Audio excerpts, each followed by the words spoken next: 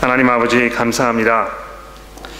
저희가 이제 주의 말씀을 들을 때에 주의 성령께서 저희들을 지켜주시고 인도하셔서 이 말씀에 담긴 하나님의 음성을 듣게 하시고 또 그것을 듣는 저희들이 어떻게 하나님을 기쁘시게 하는 삶을 살 것인지 잘 이해하며 또 그런 삶을 살기로 결단하는 그런 시간이 되도록 도와주시기를 예수 그리스도의 이름으로 간절히 기도드렸습니다. 아멘. 아시다시피 다음 주일은 부활주일입니다. 부활주일은 아마 우리 그리스도인들에게 성탄절 못지않게 어떤 면에서는 성탄절보다 더 의미 있고 더 중요한 그런 때가 아닌가 생각을 합니다.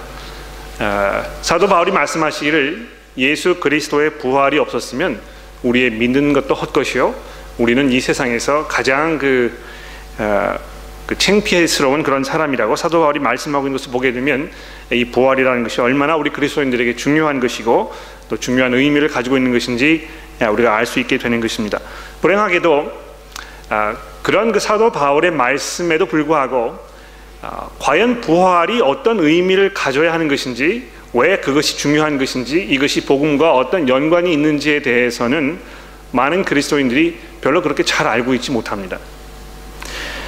그래서 이번 주에 이제 여러분 그 성경 공부를 하실 때 제가 좀 색다른 시도를 해보려고 준비 중에 있습니다. 예전까지 이제 그 본문 말씀에 대한 이 성경 공부 교재를 만들어 가지고 여러분 그 나눠드리고 그룹에서 함께 그 본문 말씀 읽고 질문 대답하시고 하는 그런 것을 저희가 했었는데, 이번 주에는 이번 주만 특별히 그 이 부활에 관해서 여러분들이 읽으실 수 있는 그 에세이를 제가 준비 중에 있습니다. 오늘까지 제가 해서 이거를 인터넷을 접할 수 없는 분들을 위해서 마련해 드렸어야 하는 것인데 제가 충분히 다 마치지를 못해가지고 오늘 저녁까지 마쳐서 제가 인터넷에 올려놓도록 그렇게 할 것입니다. 이게 이제 한 5페이지 정도, 4페이지 정도 되는 그런 긴 글인데요. 제가 쓴 것은 아니고 그 호주 목사님께서 쓰신 것을 제가 이제 번역해 놓은 것입니다. 근데 그거를 이제 여러분 주중에 성경 공부 가시기 전에 충분히 그 내용을 읽어보시고 나서 가서 그룹에 가셔서 그 내용에 대해서 서로 얘기하시고 또 그 분명하지 않은 부분들 서로 이렇게 확인해 보시고 하는 그런 작업을 하실 수 있도록 이렇게 해 드릴 것입니다. 그래서 오늘 저녁까지 제가 해 드릴 테니까 여러분 기대해 주시기를 바랍니다.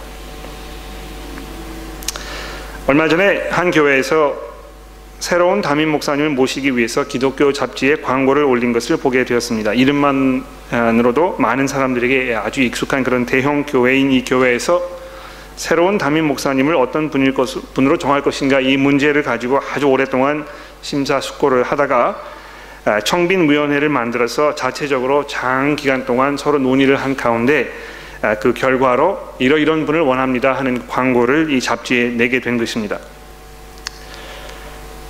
잡지에 올라간 이 광고에는 지원 자격이 있는 후보들을 4가지 사항으로 설명하고 있습니다. 이런 4가지 조건을, 적어도 이 4가지 조건을 충족을 시켜야 여러분이 여기 지원할 수 있는 것입니다. 이제 이렇게 되어 있는 것입니다.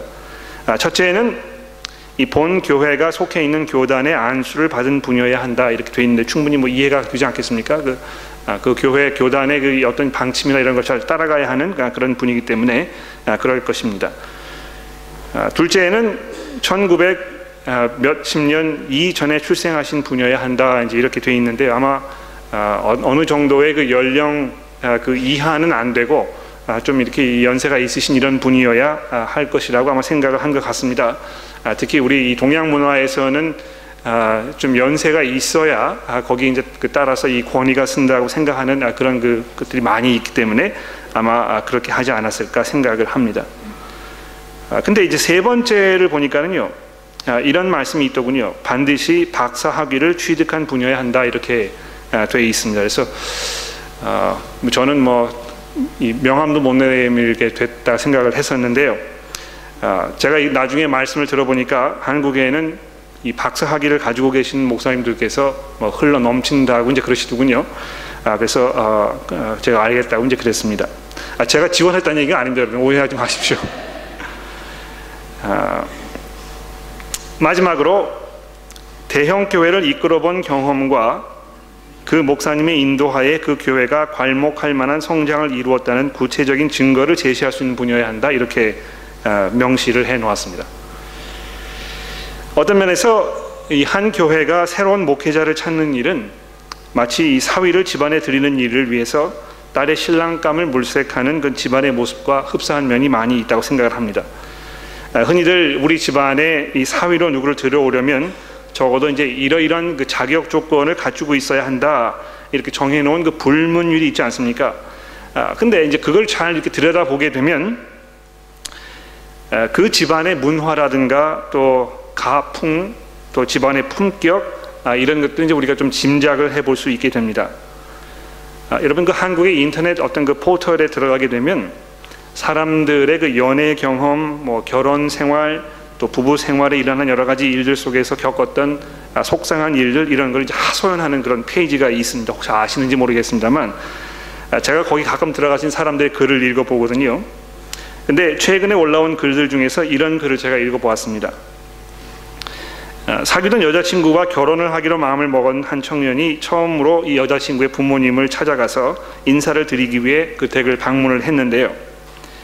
이 여자친구의 부모님들께서 그 첫 순간부터 아주 단도직입적으로 개인 신상에 관한 적나라한 질문들을 쏟아붓기 시작을 했답니다. 부모님은 무슨 일을 하시는지, 아버님의 연봉은 얼마나 되는지, 타고 다니는 차종이 무엇인지, 심지어는 아버님 사용하시는 골프채 브랜드가 무엇인지도 물어보았다고 하더군요. 그런 경험을 하고 나서 이 남자친구가 여자와 결별을 했답니다. 내가 이런 집안에 들어가서 도저히 살아남을 가치가 않다는 마음을 먹고 그런 결론을 내렸다고 이렇게 인터넷에 글을 올린 것을 봤는데, 그 글이 올라간 후에 거기에 달린 그 댓글들을 쭉 읽어보니까 참 가관이었습니다. 뭐 그 신부 될 사람, 여자친구의 집안을 쑥대밭으로 만들어 놓기 원하는 뭐 이런 그 사람들의 글이 있기도 하고, 또 이 남자의 그런 그 옹졸함을 뭐 비판하는 그런 글들이 있기도 했는데, 제가 이걸 읽어보면서 이 교회 목사를 청빙하는 일과 참 비슷하다 하는 생각을 하게 된 것입니다.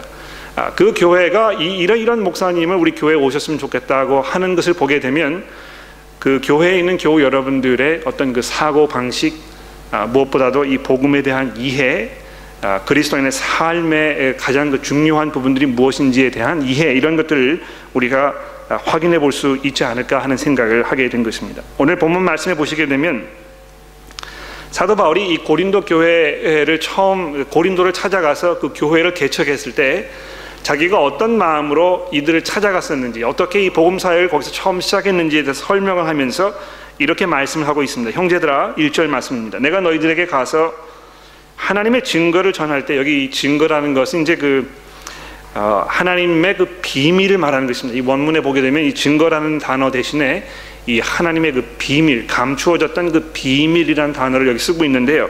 내가 여러분들에게 처음 가서 하나님께서 여러분을 위해 준비해 놓으셨던 그 비밀스러운 그것을 여러분들에게 말씀을 전할 때, 내가 말의 지혜의 아름다운 것으로 하지 아니하였다, 이렇게 그 서두에 시작을 하고 있습니다. 내가 어떤 그 유창한 어떤 그 언변으로, 뭐 놀라운 그 학식으로, 또 많은 경험을 바탕으로 해서 내가 여러분들 찾아가 가지고 그런 것으로 여러분을 설득하려고 하고, 여러분에게 어떤 그 마음속에 깊은 첫 인상을 남기려고 하고, 여러분들이 나의 그런 모습을 보면서 여러분이 설득된 것이 아니라고 이렇게 말씀을 하고 있는 것입니다. 오히려 2절 말씀해 보시게 되면, 내가 너희 중에서 예수 그리스도와 그가 십자가에 못 박힌 것 외에는 아무것도 알지 아니하기로 작정하였었다고 이렇게 그 자기의 그 본래 마음을 설명을 하고 있습니다. 내가 여러분들 처음 찾아가서 교회를 개척했을 때 내 마음속에 굳게 결심했던 바 한 가지가 있는데, 그것은 다름이 아니고 내가 여러분들에게 이 예수 그리스도와 그분의 그 복음, 십자가에 못 박히신 그 사실, 이것만 내가 전하기로, 설명하기로 내가 작정을 했다고 이렇게 말씀하고 있는 것입니다.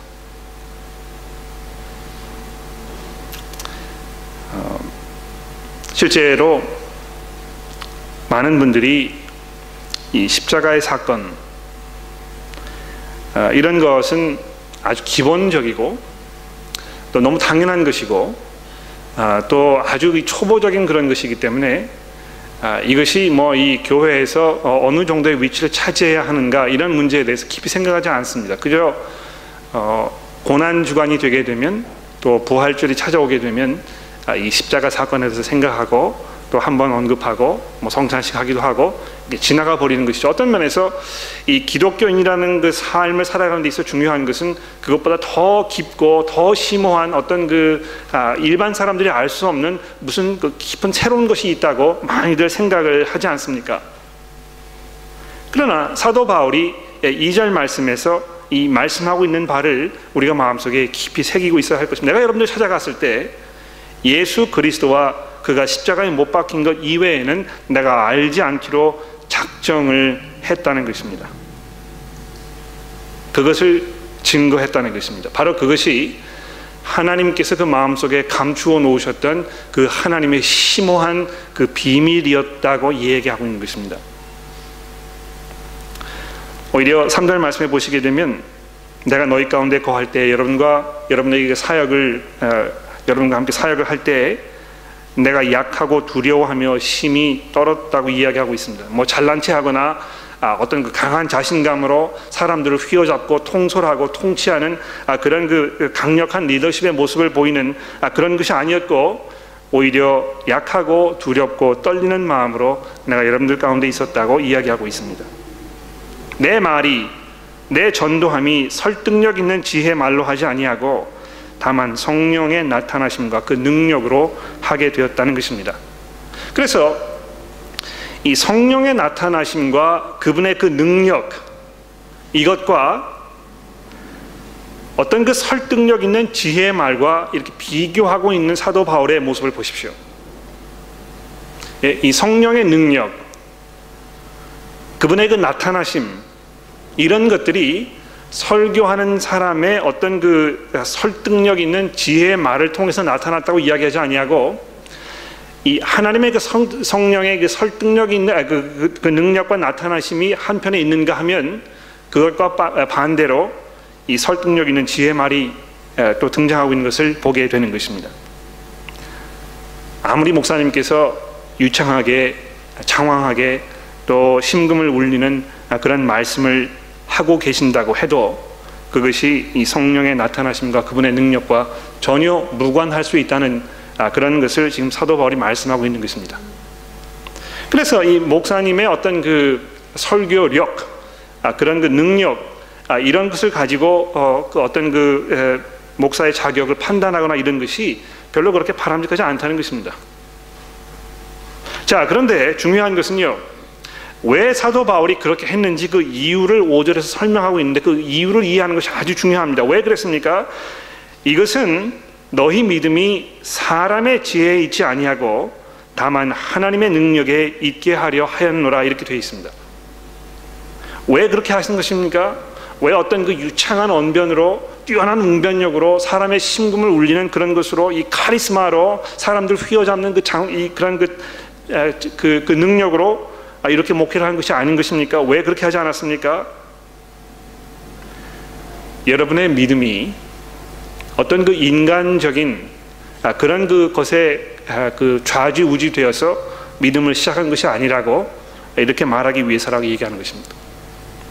오직 하나님께서 여러분들의 그 마음을 움직여 주셨다는 것을 여러분이 이해할 수 있도록 하기 위해서 지금 내가 이렇게 하고 있는 것이라고 사도 바울이 말씀하고 있는 것입니다. 자, 그러면서 이제 이 6절부터 마지막 16절까지 이 성령의 능력에 관해서 사도 바울이 아주 자세하게 우리에게 설명을 해주고 있습니다. 이 굉장히 중요한 부분입니다, 여러분. 사실 이 성령께서 교회 안에서 하시는 그 일에 대해서 우리가 굉장히 혼란스럽습니다. 어떤 그 은사주의 이런 그 생각에 많이 익숙해 있고 거기 우리 젖어 있고 이런 것이 교회에 아주 깊이 침투해서 자리 잡고 있기 때문에 마치 그 은사주의를 주장하시는 여러분들이 말씀하시는 이 성령의 사역, 이것이 이 우리 교회 일반적인 성경에 이 말씀하는 바라고 우리가 착각할 수 있을지 모릅니다만, 신약 성경이 우리에게 제시하고 있는 이 성령의 사역은 우리가 일반적으로 이해하고 있는 것과 상당한 거리가 있을 수 있습니다. 그래서 여러분 잘 들어보십시오. 성령의 사역에 대해서 사도 바울이 무엇을 오늘 여기 본문에서 말씀하고 있습니까? 6절부터 보겠습니다. 그러나 우리가 온전한 자들 중에서는, 여기 온전한 자라는 것은 이제 이 고린도 교회 성도들 말하는 것입니다. 그들이 예수 믿은 후에 온전하게 됐다는 거 이 말하고 있는 것입니다. 온전한 자들 중에서는 지혜를 말하노니 이는 세상의 지혜가 아니요 또 이 세상에서 없어질 통치자들의 지혜도 아니요 오직 은밀한 가운데에는 하나님의 지혜를 말하는 것으로서 곧 감추어졌던 것인데 하나님이 우리의 영광을 위하여 만세 전에 미리 정하신 것이라. 이 지혜는 이 세대의 통치자들이 한 사람도 알지 못하였나니 만일 알았더라면 영광의 주를 십자가에 못 박지 아니하였으리라. 기록된 바 하나님이 자기를 사랑하는 자들을 위하여 예비하신 모든 것은 눈으로 보지 못하고 귀로 듣지 못하고 사람의 마음으로 생각하지도 못하였다 함과 같으니라. 자, 여기 보면 사도 바울이 이 감추어져 있던 하나님의 그 지혜에 대해서 말씀하고 있습니다. 이 지혜는 세상 사람들이 말하는 그런 지혜가 아니라고 얘기합니다. 세상에서 없어질 통치자들이 말하고 있는 그런 지혜도 아니라는 것입니다.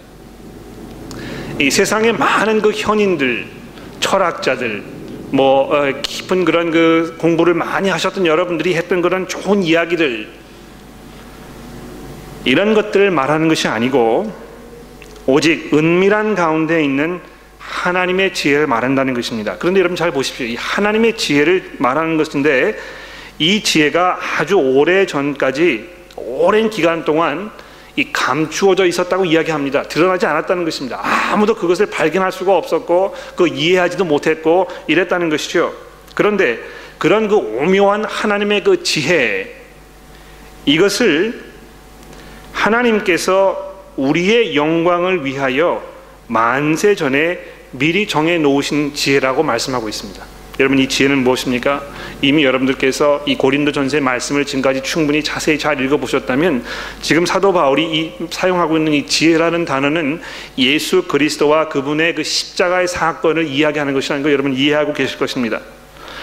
그 십자가 사건의 의미가 아주 오랜 동안 하나님의 마음 가운데 깊이 이 비밀처럼 감추어져 있었는데요, 그것을 하나님께서 우리의 영광을 위해서, 여러분과 저의 그 영광을 위해서 이미 오래전 만세 전에 예정해 놓으신 것이라고 말씀하고 있습니다.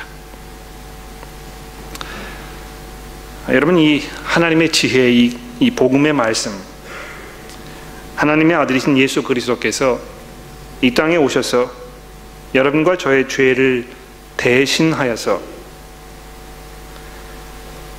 하나님의 진노를 돌이키는 하나님의 화목 제물로 돌아가셨다는, 그래서 그 죽음을 통해서 여러분과 제가 하나님과 화해할 수 있게 되었다는, 하나님과 다시 평화를 누릴 수 있게 되었다는 이 말씀, 이것이 하나님의 지혜와 하나님의 능력입니다만, 이 지혜는 8절 말씀에 보시게 되면 이 세대의 통치자들이 한 사람도 알지 못하였다는 것입니다. 여러분, 사실 그렇습니다. 이 복음이라는 것이 믿는 사람들에게 아주 당연하고 아주 간단한 그런 이야기입니다. 그렇지 않습니까?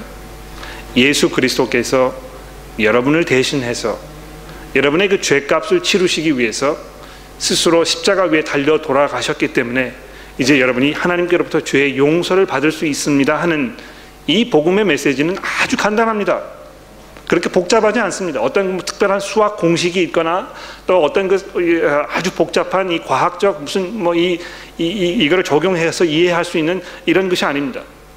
아주 오랜 학식을 이런 학문을 쌓아가지고 그래야 이해할 수 있는 그런 것이 아니라는 것입니다. 아주 어린 아이들도, 아주 연세 많으신 노인분들도, 공부를 많이 하지 않은 사람들도 이 복음의 메시지를 듣고 얼마든지 이해할 수 있는 것입니다.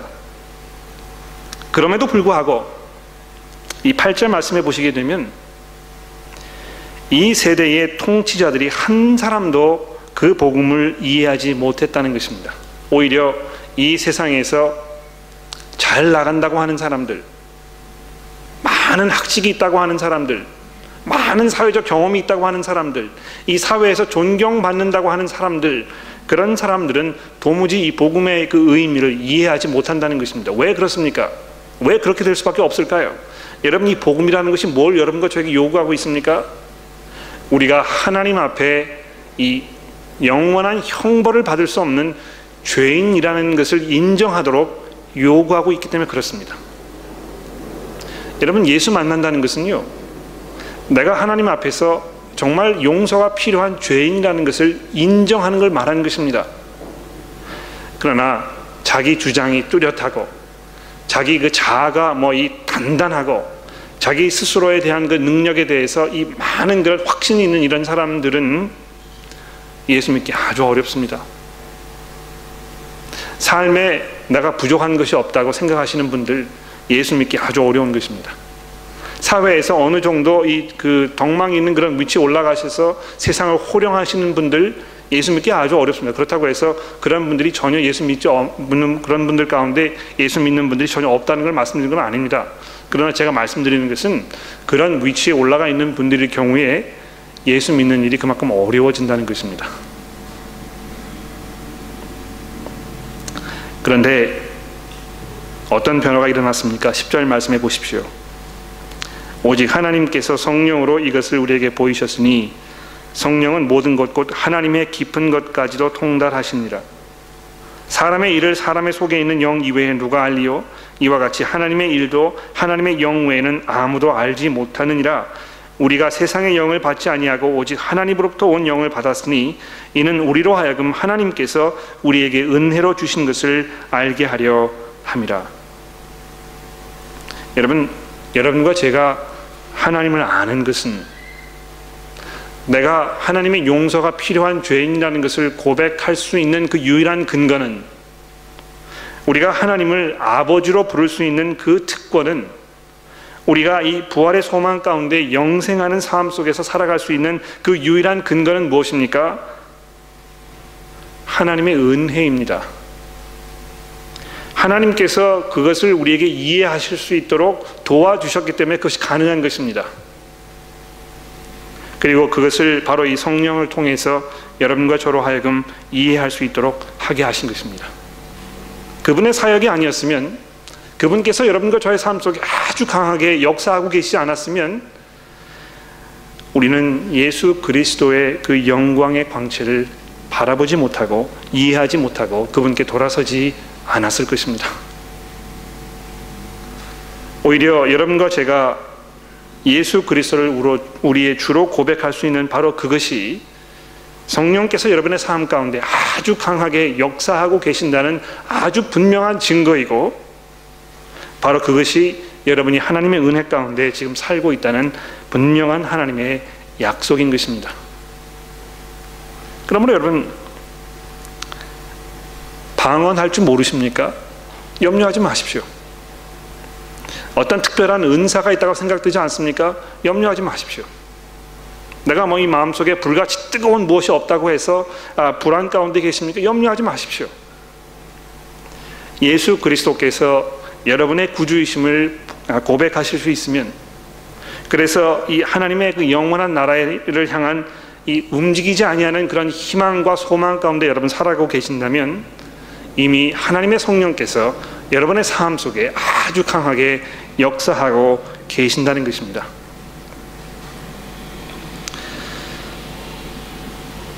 결론을 내려보도록 하겠습니다. 13절 말씀을 보시게 되면 이렇게 사도 바울이 2장을 정리하고 있습니다. 우리가 이것을 말하거니와 사람의 지혜가 가르친 말로 아니하고 오직 성령께서 가르치신 것으로 하나니 영적인 일은 영적인 것으로 분별하느니라. 육에 속한 사람은 하나님의 성령의 일들을 받지 아니하나니 이는 그것들이 그에게 어리석게 보이며 또 그는 그것을 알 수도 없나니 이러한 일은 영적으로 분별되기 때문이라. 신령한 자는 모든 것을 판단하나 자기는 아무에게도 판단을 받지 아니하느니라. 누가 주의 마음을 알아서 주를 가르치겠느냐? 그러나 우리가 그리스도의 마음을 가졌느니라. 이런 그 복음의 그 진리, 특히 이 성령의 사역에 관한 사도 바울의 설명은 적어도 세 가지를 여러분과 저에게 말씀해 주고 있습니다. 첫 번째로, 우리가 하나님의 은혜를 의지하지 아니하고는, 그분의 그 역사하심을 의지하지 아니하고는 하나님께 나아갈 수 없다는 것입니다. 아무리 복음을 설명해도 그것이 먹혀 들어가지 않습니까? 아무리 복음을 설명해도 거기에 어떤 그 깊은 관심을 보이거나 그것이 그 사람의 마음을 움직이지 않고 있는 것입니까? 그것은 여러분의 언변이 부족해서, 여러분들이 이 말주변이 없어서 그래서 일어나는 현상이 아니라는 것입니다. 여러분, 하나님께서 정하신 때에 하나님의 방법으로 그 사람을 움직이실 것입니다. 하나님의 성령께서 하시는 일입니다. 그렇게 하신 그 이유가 무엇입니까? 그를 통해서 모든 사람들이 내가 예수 믿게 된 것이 어떤 복음 전하는 그 사람의 그 특정한 어떤 은사나 그 사람의 어떤 그 사역의 이유로 인해서 내가 예수 믿게 되었다고 이야기하지 않게 하기 위한 것이라는 것입니다. 전적으로 하나님의 하시는 일이고 하나님의 은혜라는 것입니다. 그러므로 여러분과 제가 무엇을 자랑할 수 있겠습니까?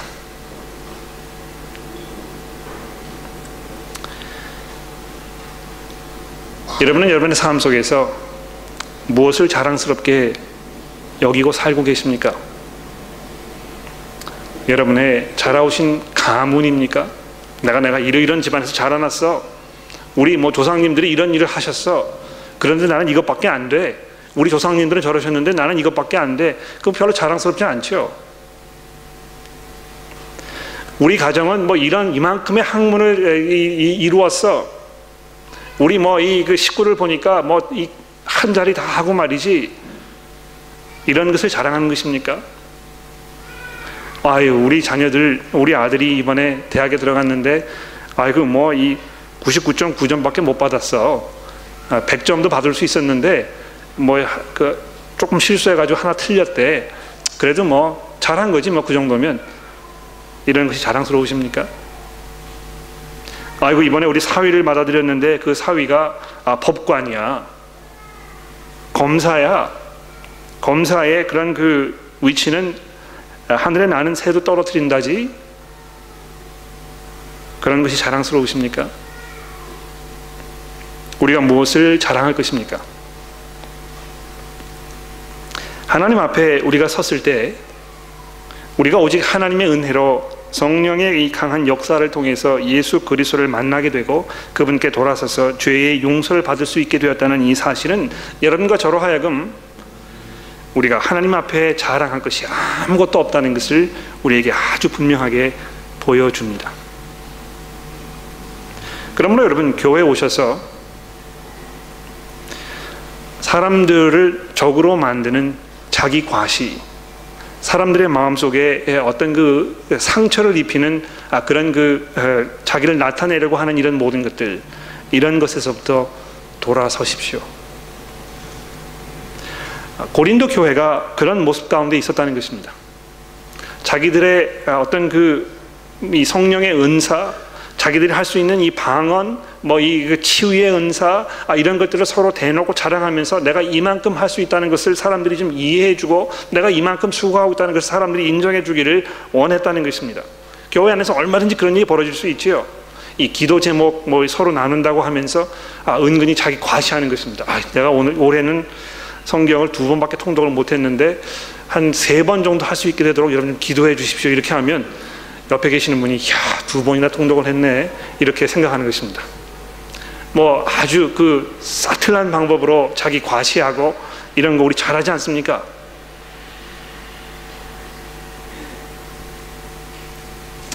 오히려 사도 바울은 예수를 만났을 때, 그분의 그 십자가의 능력을 이해했을 때, 오랫동안 감추어졌던 하나님의 지혜를 이해하게 되었을 때 무엇이라고 말씀하고 있습니까? 우리가 그리스도의 마음을 갖게 되었다는 것입니다. 이 그리스도의 마음을 가졌다는 이 16절 마지막 절의 이 마음은요, 뭘 말하는 것입니까? 이제 예수 그리스도 그분의 마음을 우리가 이해하게 되었다는 것입니다. 그분의 마음을 우리가 갖게 되었다는 것입니다. 그분처럼 생각하고 그분처럼 사람들을 대하고 그분과 같은 삶을 이제 비로소 우리가 살 수 있게 되었다는 것입니다. 왜 그것이 가능한 것입니까? 성령께서 여러분과 저의 삶 속에 강하게 역사하고 계시기 때문에 그렇습니다.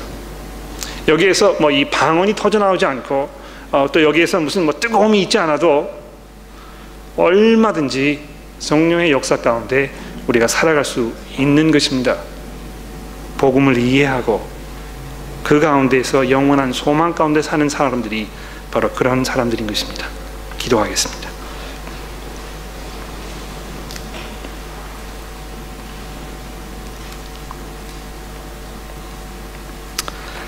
하나님 아버지,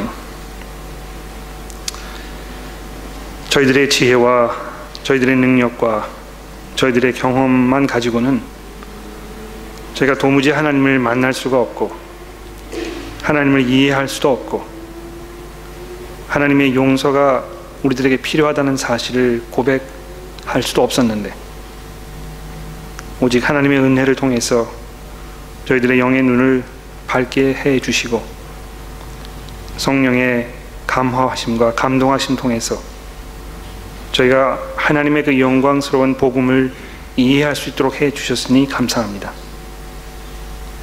하나님, 그러한 이 복음의 진리가 저희 교회의 구석구석에 분명하게 드러나게 되기를 간절히 기도합니다.